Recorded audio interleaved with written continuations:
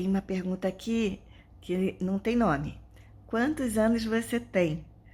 Eu tenho 59 anos e vou completar 60 no finalzinho de novembro. A Rebeca me pergunta em qual ano o solar foi criado.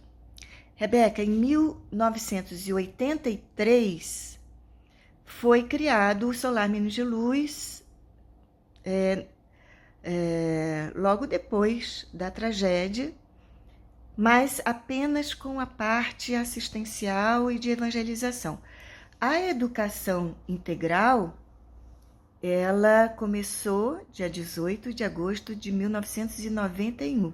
Portanto, estamos completando 34 anos de educação integral. Cauã me pergunta por que a minha mãe teve a ideia de construir a escola Solar Minos de Luz.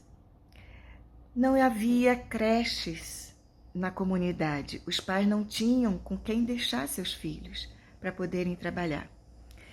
E a ideia inicial não era ter escola, era ter a educação infantil até alfabetizarmos os alunos. E assim fizemos.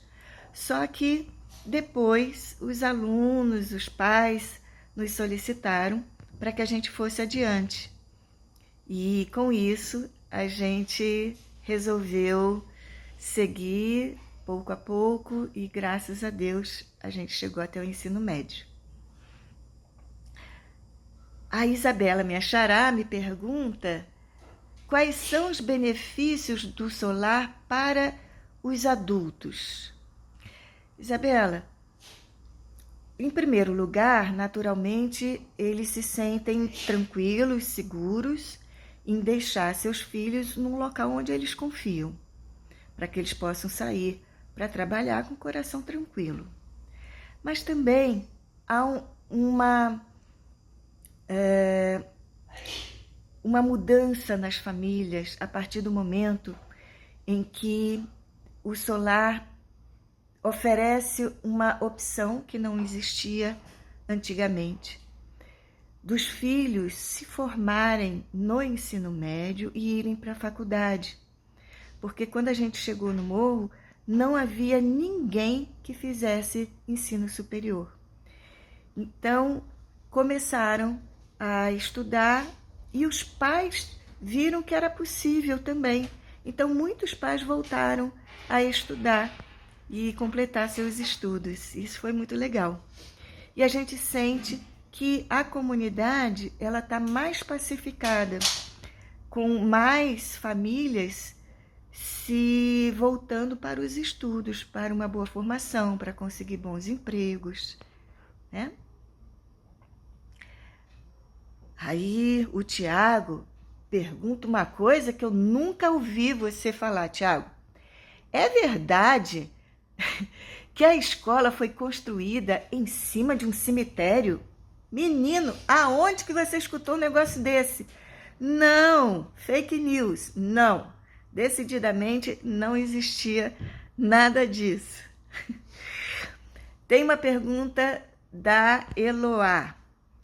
O que você gostaria de mudar no solar e por quê? Bom, uma coisa a gente já está se movendo para mudar. Ao invés de termos apenas uma turma de cada série, a gente pretende agora duplicar, ter 2 turmas de cada série. Para isso, a gente vai ter que fazer muita obra, conseguir novos espaços para dar conta, porque o pedido por vagas é muito grande. Então, essa é uma coisa que a gente precisa mudar logo.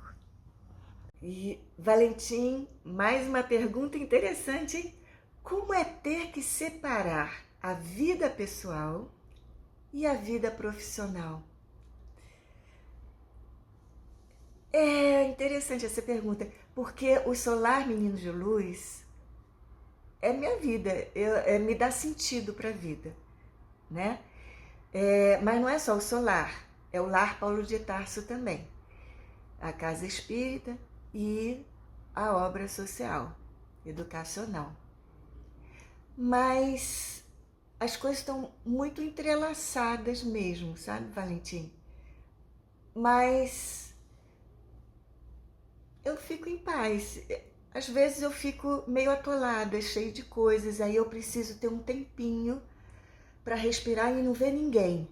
E aí eu gosto, assim, num domingo, quando a gente está de folga, eu gosto de fazer algumas coisas sozinha, para não lembrar muito de trabalho, para eu ter um tempo para espairecer um pouquinho, porque aí isso traz saúde mental, né, espiritual. Mas é por pouco tempo, viu? Porque eu fico pensando toda hora em alguma coisa que eu tenho que fazer, que eu tenho que providenciar, né? Maria Júlia agora me pergunta como que é continuar o projeto da minha mãe. É uma responsabilidade enorme, Maria Júlia. Às vezes eu fico me perguntando, ai meu Deus do céu, será que eu vou conseguir? Só que eu não estou sozinha, graças a Deus. Além do meu irmão, que a gente é parceirão, a gente tem um monte de gente amorosa que acredita nesse projeto e dá as mãos pra gente e nos ajuda. Mas a gente tem muita confiança de que a gente vai continuar seguindo todas as diretrizes que a mamãe deixou.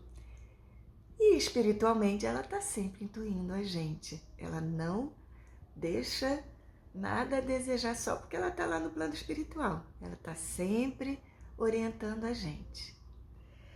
Agora, Valentim fez uma pergunta. Como foi administrar o solar após a sua mãe falecer? Olha, Valentim, na verdade, eu e meu irmão Guilherme, a gente já fazia isso juntos.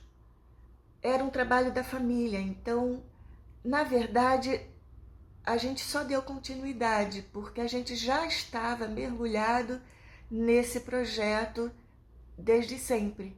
Então, naturalmente, fica a saudade, tem momentos que a gente fica com o coração pequenininho, lembrando da mamãe, a gente se emociona e muitas vezes, mas a gente sabe que ela está sempre juntinho da gente, né?